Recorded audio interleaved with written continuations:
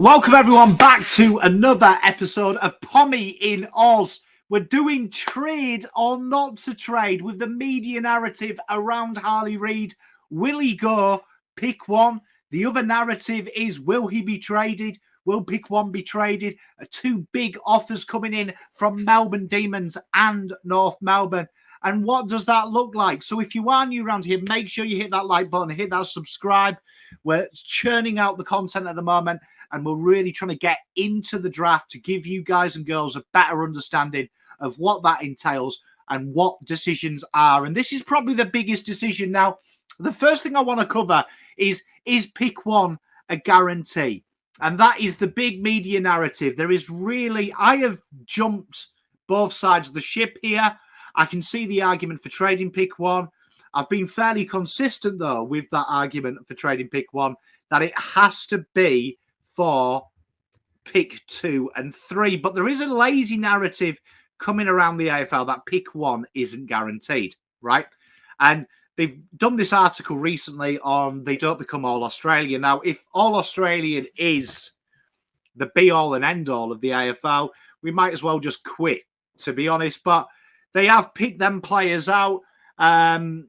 And if you actually look at the entail, there's two factors to that. One, it's very flawed, particularly in the last 5-6 years, as the AFL has got progressively, we're starting to churn out more top-level talent as the game develops. They have been affected by NGAs and father-sons. Nick Dacos should be Pick One in reality if we're actually living in the realms of normality. But there's been players that they're going to the worst clubs in the AFL. And there's always been a media bias to top teams. Do you know what I mean? There's the key position players as well have been taken there, which we know are late developers. Ruckman as well for Carlton. They've always been very serviceable players, though generally. Pick One is probably as close in the AFL as you can to get a surefire thing. And the stats don't lie. Do you know what I mean? Pick One has an average of 159 games versus Pick 2, 140, 137. And then you've got obviously the cursed pick of Pick 6, which seems to always be crap, 68 games. So the narrative is, I totally disagree with. Pick One, if you do it right, is guaranteed, as close as you can to do it. So do you know what I mean? We need to end that. Now, the narrative that does annoy me is they have to trade it. They being West Coast Eagles. Now, people forget about West Coast Eagles. Going into this year coming, they'll have the 15th oldest list. Only Hawthorn and North Melbourne are younger, right? Games played, they'll be 12th. So they're actually way ahead of Hawthorn and North Melbourne in the terms of they've got quite an experienced list to really aid the youngsters who are developing. People also forget, and it is such a lazy narrative, that they've got players that haven't even played AFL as it stands at the moment. Players like Kobe Bergil, he hasn't played. Do you know what I mean? Elijah's very young. He's only played 14 games. Harry Barnett, he's just played one game. Then they've got players like Rhett Bazzo, Campbell Cheshire, Jai Cully as well, who are all going to come back, who have all played less than 20 games. Part of the rebuild has already been done at the Eagles. You've got to remember as well, they've got players like Ruben Jinby, Noah Long, all these young players, Ryan Marriage, they've got a lot of youth there. And they've also got a lot of seniority, especially around them areas. So they're going to have players in that team, Dom Sheed, Liam Ryan, Liam Duggan, do you know what I mean, who can protect these players, not to mention Yo, Gaff, Jamie Cripps, Darling, and McGovern, who are going to help protect their younger players who are in the system. So this whole narrative of they're rebuilding, they have to trade it down for picks. You could use that argument with North Melbourne quite easily. And I would say when you've got the 18th youngest list, which North Melbourne have, do they have to take all these picks into here? Do you know what I mean? Do they have to? They have got a staggering, before the season is, they've got 3 players that haven't played AFL games. Braden George has gone in for surgery. But then they have got a plethora of players that have played less than 10 games who are in development. Players like Blake Jury, Callan Dawson, Cooper Harvey, Robert Hanson, Not to mention Bigoa and Hamish Free that they picked up, George Wardlaw, Jackson Archer, Charlie Comden, Josh Gota just over the 10. So they've also got a plethora of youth. So you could argue, though, that in their positions of need, they probably need to bolster this up and take them picks to add that depth, because they have some aging players towards the back end that are going to be retired soon. Liam Shields looking for a natural development for him. But they are in a position, North Melbourne, where you would say that both of them have got the same arguments. Go to the draft and rebuild.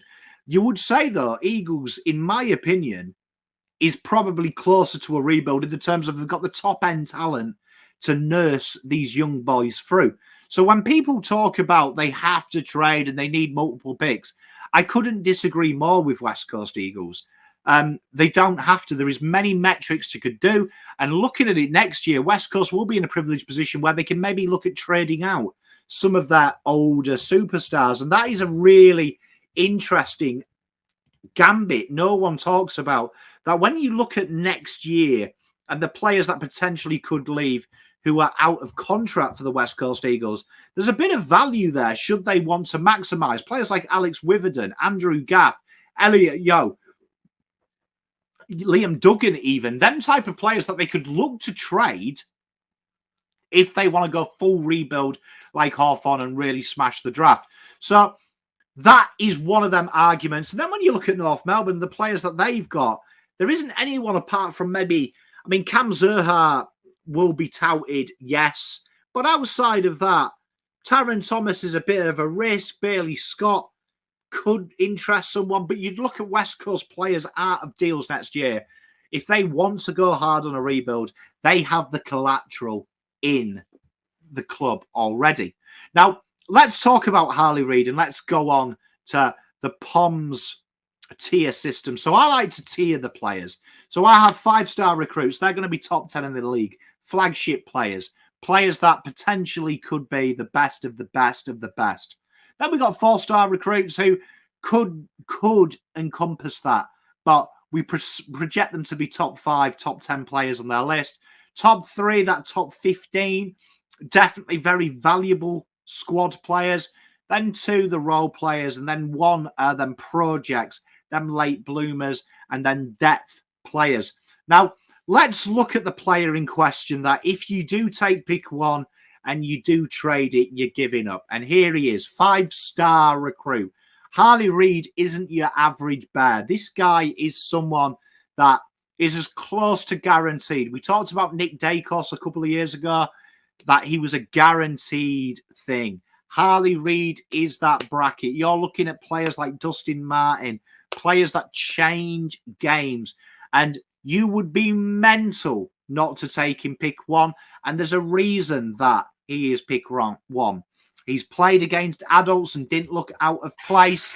He's been arguably last year, people were saying that he was better and had a stronger year than most players in that draft. So as an underager, people were talking about him last year that he had a better year than Cadman. He had a better year than Sheasel, Wardlaw. People were talking that he was up there already that year, and he's had another year of development. 18.5 touches in nationals this year, 11.3 contested, 4.3 marks, 4.5 clearances, 4 inside 50s, 3.3 tackles, 7 score involvements, and 2 goals a game. Readiness, he's ready to play. He's ready to play. He's a big Hulk, strong of the lad, 187, 85 kegs. And this is it. And this is why, for me, North Melbourne have been stupid not trading pick 2 and 3. For me, I totally agree with West Coast stance. For me, this deal, for them to entertain it, has to be, capital H, has to be North Melbourne's 2 and 3 involved in this deal, right? With potentially 23 or maybe a future second or something like that going back to even it up. But 2 and 3 has to be acquired. Has to be acquired in this deal because this guy is so good. This guy is as close to a sure thing. Now, to sell this, you've got to be able to sell it to West Coast of what they can get. But then for North Melbourne to be interested in this, and we're going to pick on North Melbourne because I think they're the most likeliest to get the deal done because they have 2 and 3. I think while they have 2 and 3 in their possession, that's always going to be entertained. And West Coast would be mental to trade it for anything less while North Melbourne have 2 and 3. If North Melbourne trade 3 for something else and trade down in the draft, which highly unlikely at this stage. I don't see that happening. But let's just say, for argument's sake, and we're just using figures here, say they trade pick 3 for 10 and 14 to Adelaide with something to make the deal a little bit sweeter. Yeah, maybe then you're cooking on gas. But then North Melbourne are running the risk that 6 and 11 from Melbourne is attractive. While that 2 and 3 is there, West Coast have to ask for it. And this player is worth 2 and 3 in this year's draft. Now, let's look at the other guy. And this guy isn't talked about enough. The media have started to jump onto the curtails when we talked about him last week. I think Colby McKercher, for me, is the most well-rounded player in this draft. For me, if I'm looking at pure midfield who can slide a little bit forward, play on the outside and the inside, Colby McKercher is that man, right? And we've put him there that I could see him starting his career just on the forward flank, moving back just to add to his because he can be a goal sneak and a conduit. 9 games, 29.4 touches, 8.8 contested possessions, 4.9 marks, 5.3 clearances, just under 8 ground ball gets, 3.8 tackles, 7.6 score involvements. Readiness the same as Harley Reid. Now, for me, if I was in this position, I think North Melbourne are much wiser taking Colby McKercher, right, in them picks. I think he's a sensational talent. I don't think he's far off a 5-star recruit. I think he's really well-rounded. But if you were the Eagles and you traded that, you're definitely looking at this guy. You're definitely looking at this guy. I don't think it's a massive amount of downgrade. This guy will play 150 plus for whoever he gets drafted to. He is a player that is so well-rounded. And I would say he suits the Eagles' way of play. If you look at how Simpson likes, this guy is a plug and play for that kind of system when they were at their pomp. I really like this kid. So this is one of them areas there where do they look to trade down? Do they look to trade down? And then we talked about that trade with Adelaide or something.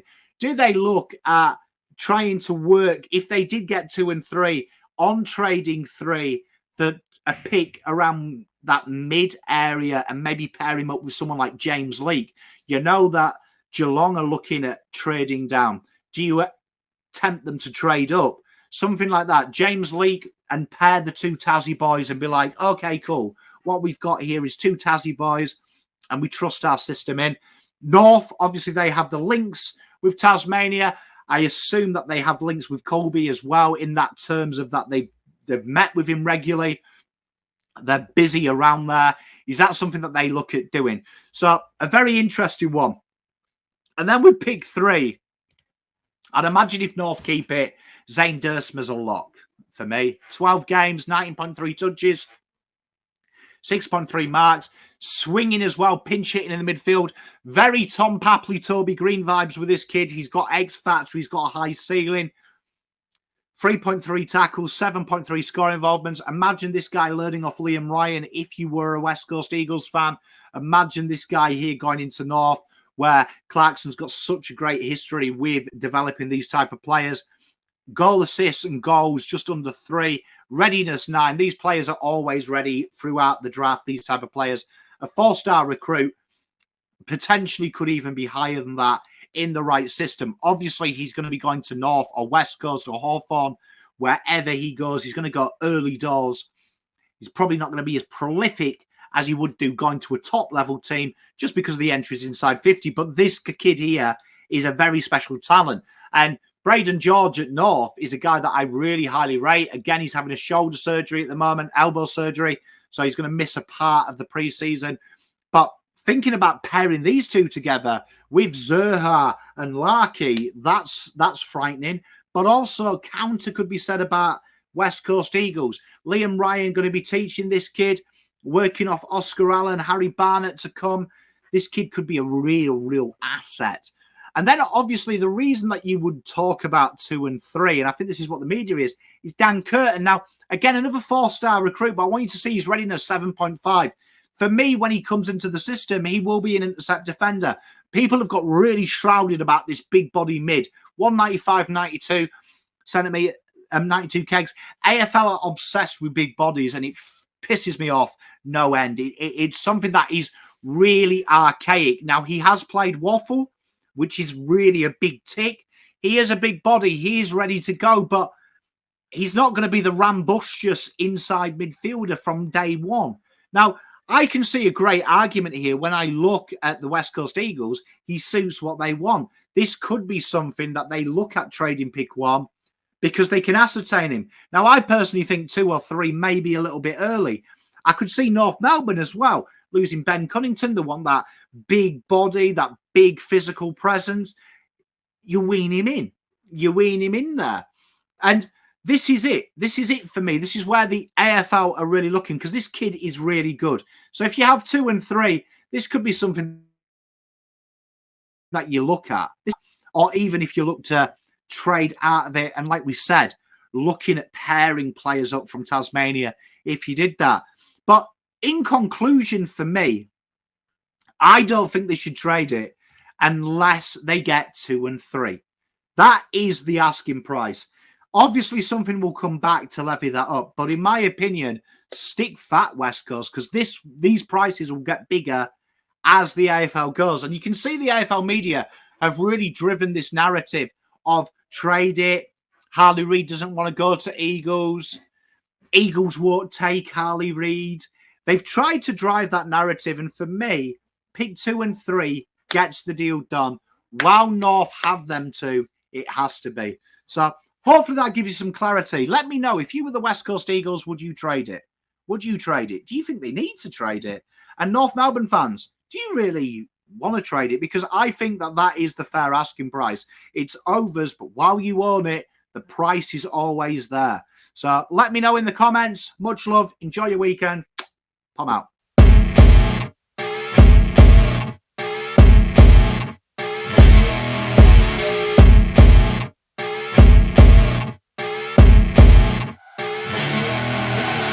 I see her rolling up, Uber black Cadillac, high heel boots and a sexy body full of tats. Baby's bad, oh baby's hella bad.